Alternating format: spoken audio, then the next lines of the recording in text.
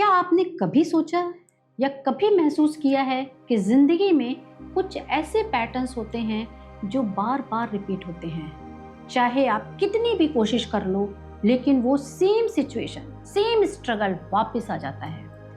ये किसी कोइंसिडेंस का खेल नहीं, ये कर्म का राज है। एक ऐसा राज जिसे 5000 साल पहले गीता ने डिकोड किया था। गीता का सबसे पहला सूत्र एक सिंपल लाइन नहीं, एक कॉस्मिक प्रोटोकॉल है। कर्मण्येवाधिकारस्ते, यानी ये कहना आसान है कि कर्म करो, पर असली राज इसके पीछे छुपा है। इस लाइन का हिडन मीनिंग है, तुम्हारे पास सिर्फ एक चीज का कंट्रोल है, कर्म का।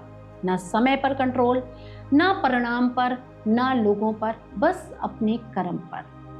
ये लाइन एक साइकोलॉजिकल हैक है जो इंसान को ग्रीड, फियर और एक्सपेक्टेशन के ट्रैप से बाहर निकाल देती है। पर लोग क्या करते हैं? कर्म करते हैं, पर फल का हिसाब भी रखते हैं। गीता कहती है, जब तुम कर्म करते हो और फल की इच्छा रखते हो तो तुम कर्म के मालिक नहीं, फल के गुलाम बन जाते हो। अब सुनो राज का दूसरा कोट, माँ फलेषु कदाचन, मतलब फल की आसक्ति को सिस्टम से डिलीट कर दो, क्योंकि एक्सपेक्टेशन एक वायरस है। ये काम को स्लो करता है, माइंड को एग्जॉस्ट करता है और डेस्टिनी को करप्ट कर देता है। इंसान की प्रॉब्लम क्या है?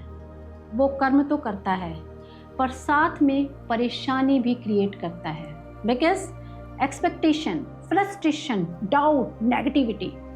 फिर वो कहता है मैं इतना करता हूँ फिर भी कुछ होता नहीं, क्योंकि कर्म एक सीड है और सीड को ग्रो होने के लिए टाइम चाहिए, पर तुमने उसे होप और एंजाइटी के वेट से दबा दिया। और तब गीता तीसरा कोट देती है जो कर्म को तपस्या और दूसरे लेवल की शक्ति बना देता है। योगस्था कुरु कर्माणि, इसका मतलब होता है कर्म करो, पर एक उच्च चेतना के साथ, एक ऐसी स्टेट जहां परफॉर्मर आप हो पर करता कोई और है। इसका मतलब है ईगो को साइड कर दो, फिर कर्म एफर्टलेस हो जाता है। जब आप ईगो के बिना काम करते हो तो कर्म एनर्जी बन जाता है। गीता कहती है जब कर्म समर्पण में बदल जाता है तो कर्म का प्रेशर खत्म हो जाता है, क्योंकि फिर आप परफॉर्मर हो लेकिन रिजल्ट का ओनर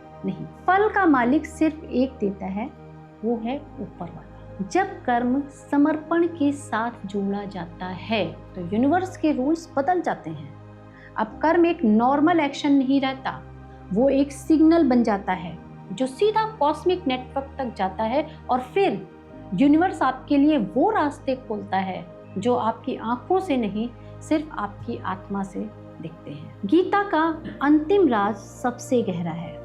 वो कहती है तस्मात् सर्वेषु कालेषु मामानुस्मर युध्यचा, हर पल मुझे याद रखकर अपना कर्म करो। यही कर्म प्लस समर्पण का कोड है। काम तुम्हारा, समर्पण तुम्हारा, पर फल सिर्फ उसका। कर्म करो, समर्पण करो और समय की परछाइयों के पीछे छुपे गहरे राज को खुलने दो। यही है कर्मा का राज, समर्पण का सच और गीता का कॉस्मिक कोड। तो दोस्तों, अब आपको समझ में आया होगा कि कर्म का कॉस्मिक कोड क्या है कर्म, किस तरह से हमें कर्म को करना चाहिए और किस तरह से हमें कर्म में समर्पण की भावना लानी चाहिए। फिर देखिए आपको कितने अच्छे रिजल्ट मिलते हैं। दोस्तों, आपको अगर ये वीडियो पसंद आया, इंसाइटफुल लगा, तो लाइक, शेयर और सब्सक्राइब करें। राधे।